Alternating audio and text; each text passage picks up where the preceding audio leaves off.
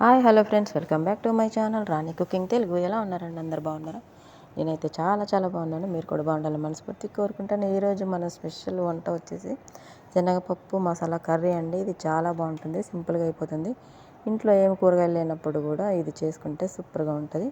ముందుగా అయితే శనగపప్పు నానబెట్టి దాన్ని ఉడికించుకోవాలన్నమాట. ఇలాగ పొయ్యి మీద పెట్టేసి, ఇది మరీ మెత్తగా ఉడికిపోకూడదు, బద్దగా ఉండాలన్నమాట. మనం పట్టుకుంటే ఉడికిపోయినట్టుగా తెలుస్తుంది కదా, అలా ఆ టైంలో అయితే మనం పప్పుని పక్కన పెట్టేసుకోవాలి ఉడికించి. దాంట్లో వాటర్ ఏమన్నా ఉంటే తీసేసి ఇలా ఒక గిన్నెలోకి సెపరేట్ చేసుకున్నామంటే మనకైతే ఉడికిపోతుంది పప్పు అనేది. మరి మెత్తగా అయితే ఉడికిపోకూడదు, గుర్తుపెట్టుకోండి. అలా పక్కన పెట్టుకున్నాక ఒక గిన్నెలో 4 చెంచాలు నూనె వేసుకొని, ఒక అర టీ స్పూను జీలకర్ర వేసుకొని, ముందుగా కట్ చేసి పెట్టుకున్న 4 ఉల్లిపాయలు సన్నగా తరుక్కొని పెట్టుకున్నాను కదా, అవి అయితే వేసేసుకోవాలన్నమాట. ఉల్లిపాయలు, పచ్చిమిర్చి, కరివేపాకు, క్యాప్సికమ్ అయితే నేను వాడాను. ఒక క్యాప్సికమ్ అయితే తీసుకున్నా, గ్రేవీ బాగా వస్తుంది అనమాట. ఒక 2 వెల్లుల్లిపాయలు సన్నగా తరుక్కొని ఉల్లిపాయలతో పాటు ఇవన్నీ వేసి వేపుకోవాలన్నమాట. సన్న మంట పెట్టి వేపారంటే గోల్డెన్ కలర్ వచ్చే వరకు మూత పెట్టి మగ్గిచ్చేసుకుంటే మంచిగా మగ్గిపోతాయి, తొందరగా మగ్గుతాయి మూత పెట్టడం వల్ల. ఇప్పుడు 30 నిమిషాల తర్వాత మూత తీసి చూస్తే ఇలా వచ్చిందనమాట. ఇప్పుడు వేగుతుంది కదా, ఇప్పుడు ఇంకా తొందరగా మగ్గిపోవాలి ఉల్లిపాయలు అనుకుంటే కొంచెం ఉప్పు కూడా యాడ్ చేసేయండి, ఇంకా తొందరగా మగ్గిపోతాయి అన్నమాట. ఇప్పుడు మళ్ళీ ఒకసారి కలుపుకొని ఉప్పు వేసుకున్న తర్వాత మళ్ళీ ఒక 5 నిమిషాలు మూత పెట్టి మగ్గిస్తే బాగా మగ్గిపోతాయి. ఒక 5 నిమిషాల తర్వాత ఇప్పుడు అల్లం వెల్లుల్లి పేస్ట్ ఫ్రెష్గా దంచుకున్నది ఒక అర స్పూన్ వేసుకోండి.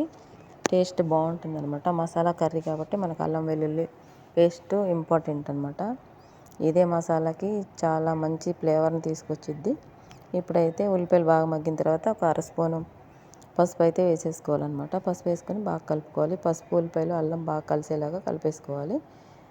ఇదంతా 2 నిమిషాలు కలుపుకున్న తర్వాత మళ్ళీ కారం కూడా వేసుకోవాలన్నమాట. ఒక స్పూను కారం అయితే వేసుకోవాలి. మనకు ఆల్రెడీ పచ్చిమిర్చి ఉన్నాయి కాబట్టి కారం ఉంటుంది, చూసి వేసుకోండి. తినే వాళ్ళైతే పర్వాలేదు, తినని వాళ్ళైతే ఒక స్పూన్ అయితే వేస్తున్నా, ఈ కూర మొత్తానికి సరిపోతుంది. ఇప్పుడైతే ఇదంతా మగ్గిపోయింది కాబట్టి ఇప్పుడు ఒక 2 టమాటాలు తీసుకొని సన్నగా కట్ చేసుకొని ఇలా వేసేసుకోవాలి. వేసుకున్నాక బాగా కలుపుకోవాలన్నమాట. ఈ ఉల్లిపాయల గ్రేవీ అంతా దీనికి పట్టేలాగా కలుపుకొని మూత పెట్టి మగ్గించుకోవాలి. 10 నిమిషాల తర్వాత మనకి టమాటాలు కూడా మగ్గిపోయినాయి అనమాట.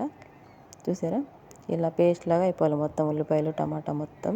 ఆ గ్రేవీలో మనం ఇప్పుడు ముందుగా ఉడికించి పెట్టుకున్న శనగపప్పును అయితే వేసేసుకుందాం.